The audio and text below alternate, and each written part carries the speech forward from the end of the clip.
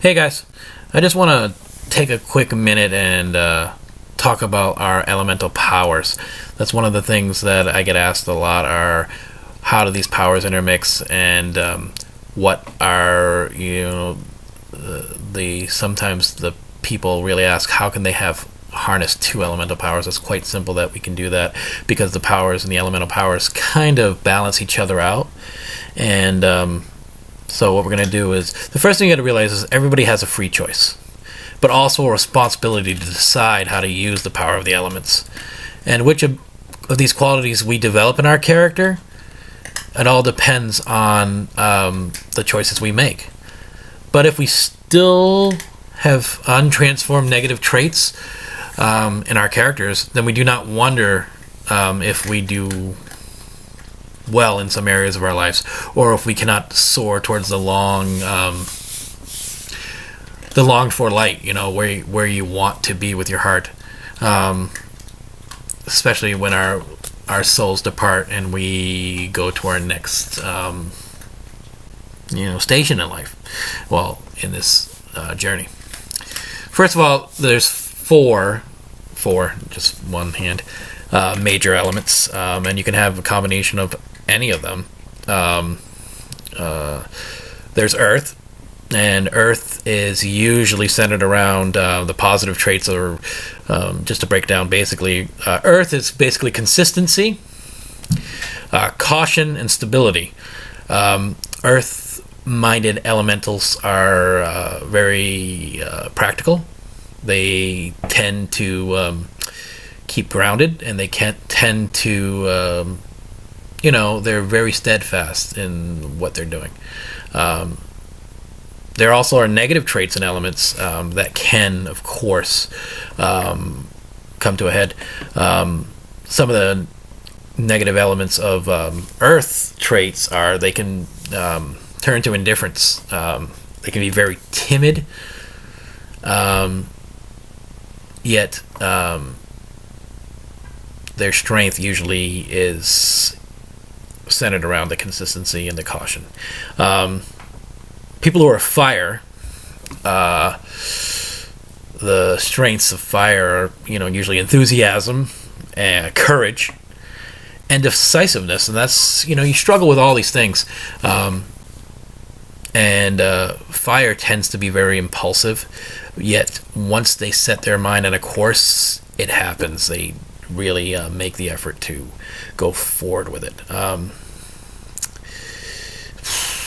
Some of the downsides of being a fire element, or having the fire element within you, is you can become irritable. You can become quick to anger. And one of the traits that fire elements have are they have this urge to destroy. So especially when their loved ones are in danger, when their loved ones are in some kind of peril. So fire is one of those elements you have to really be careful when you harness. Air elemental people, they are some of their good traits are very kind-hearted. Very kind-hearted people. They're trusting. They're overly trusting to a point. It's sometimes very quick to forgive. And they express great joy, just being with them sometimes, and they're smiling, and they're that type of person that you kind of just you're drawn to, and they're joy to have around. Some of their traits that are negative, a couple of them are, they can be inconsistent. They're one of those groups that you seek their joy out, but you can't seem to find them because, they're off doing whatever. Sometimes their plans are different. And they have an urge to gossip, an urge to kind of spread, the news of the day, the things that are, happening. Some of the people say things that aren't really our business. And lastly is the water element. The water element has always been centered around the healing aspect. Water elements are really designated mostly as healers.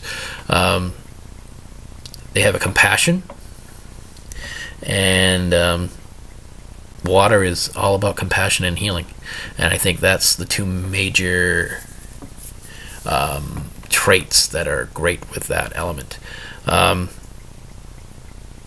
Water, some of the couple of negative traits of water, I guess, it would be that they tend to discourage taking a chance. They don't like taking chances. It's something that's not in their nature, and they lose heart quickly. They get discouraged when something brings them down, when something's not going as well as it could. They're quick to run back to what was working, even if it's not the best thing for them.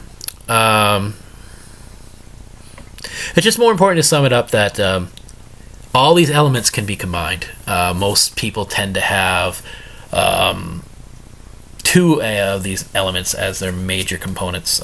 Some people are fire and water, which seems to work really well together. They seem to kind of play off each other.